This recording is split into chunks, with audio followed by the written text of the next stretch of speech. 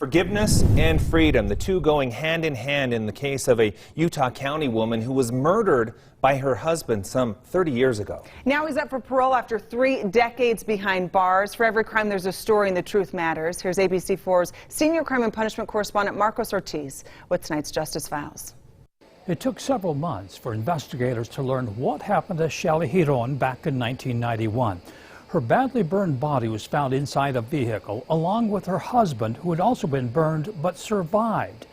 In the end, it turned out Shelly Jiron had been murdered by her husband. From the outset, authorities call it suspicious. The bodies of Shelly and Joe Jiron are inside the burned-out car. She's dead. He manages to survive. Months earlier, Shelly Jiron files for divorce. But during the investigation, authorities find evidence at a hotel in Wendover that implicates Joe Jiron. And they also learn the car was intentionally set on fire. Jiron, who's now in prison, says they were having sex in the car, then get into an argument. And she struggles from that, starts scratching at me. So I eventually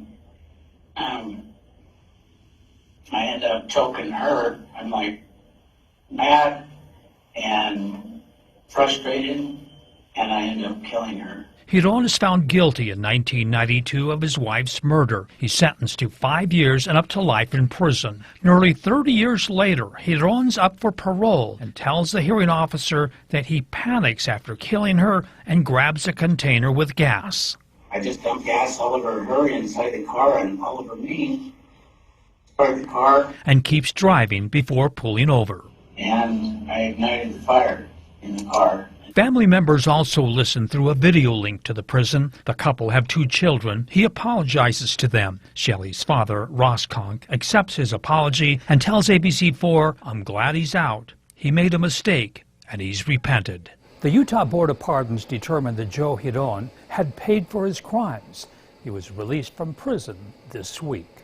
For the Justice Files, Marcos Ortiz, ABC4 News.